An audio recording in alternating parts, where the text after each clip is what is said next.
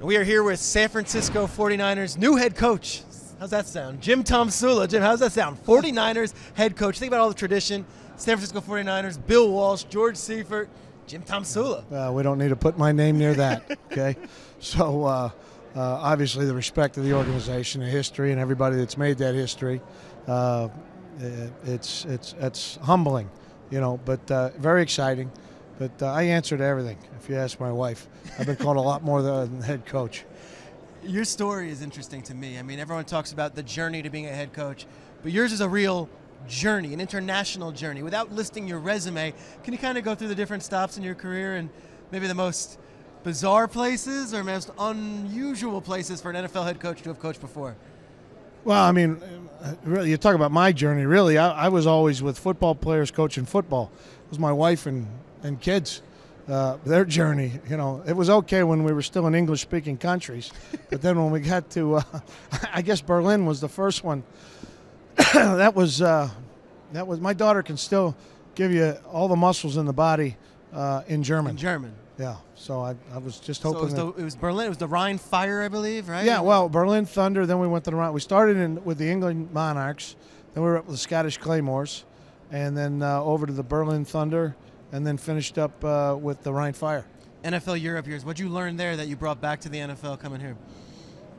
I mean that's insurmountable to talk about in a short. I mean, Lionel Taylor hired me to the NFL Europe League. I think I was 27 years old, to coach the defensive line for the England Monarchs, and I just remember him, you know, teaching me about the pro game, and you know, I grew up in Pittsburgh, and obviously Coach Taylor was coaching there, and but teaching me the pro game, and then with Jim Kreiner.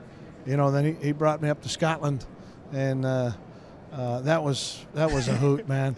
You know, what's your best Europe story? If we're gonna say, what was the situation where you were like, all right, here's the American in Paris or whatever it is. What's your best Jim Tomsula in Europe anecdote?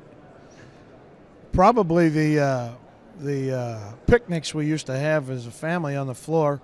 In the room, we'd take the towel and lay it on the floor, and my wife would put the cheeses and stuff that we got out of the cafeteria, and we'd have a picnic for dinner in the hotel rooms. Amazing. Love it. All right, now you come to the 49ers here. They had several different coaching candidates.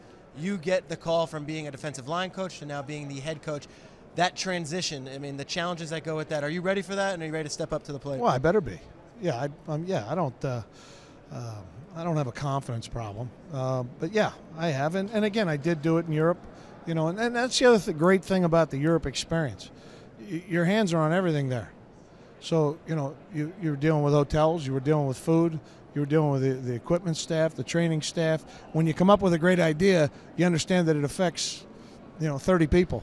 And so those experiences there, and then, standing out there and wondering where to go after the team breaks from stretch, So I've gotten all that out of my system. But, I'm just really excited. The staff here, and it's exciting times. Justin Smith said you were his favorite coach, 14 years as a player, and then I was here for the Indianapolis playoff game, and Ricky Jean-Francois said the same. What is it that you connect with these young players that maybe some coaches can't? Why are you making such an impact? Well, I think they put up with me, That's look, man.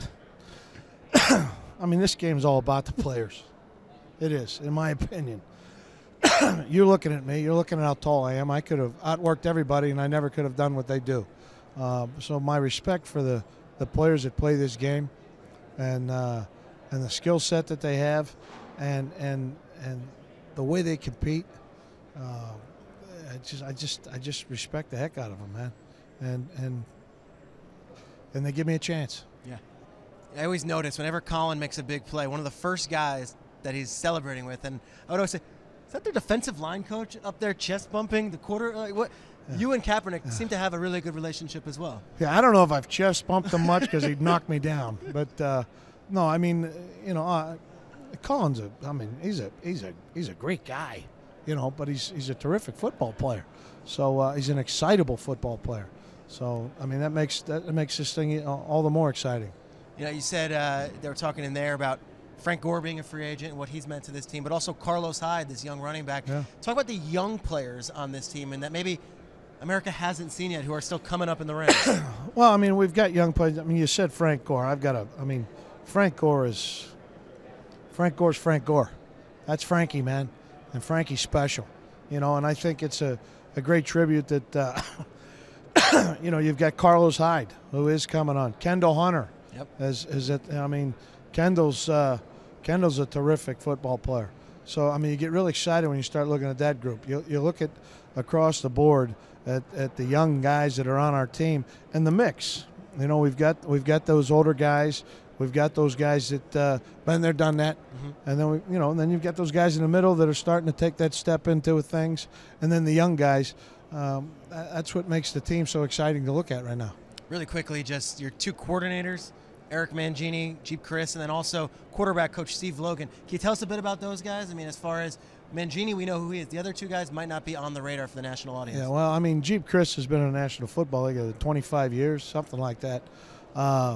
Extremely intelligent, fantastic guy, teacher, you know, high energy, loves ball, just a wonderful human being. Same with, I mean, all those guys. Steve Logan, same way.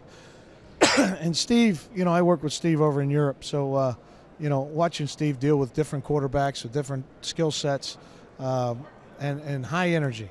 I mean, he's you know, Steve wakes up, goes 100 miles an hour, and then passes out. But I mean, you talk coordinators, you also got to talk about Thomas McGahee. Sure. You know, and what he does with the special teams. I'm just really excited, and the whole staff. I mean, when you really look at the staff, you got a lot of coordinators on that staff. You got a couple of ex-head coaches.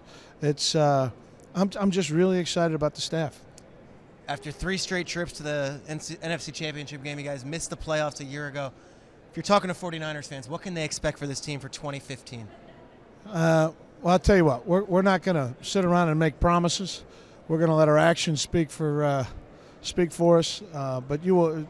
That locker room is that's as talented a locker room as you're going to see, and a driven locker room. So you're going to see some edgy guys play fast, play smart, and play physical. Super Bowl 50 is in Santa Clara, San Francisco this year. I don't know. We got a new coach. We got new energy in San Francisco. Jim Tomsula, thanks so much for joining us. Thank you, man. Appreciate it.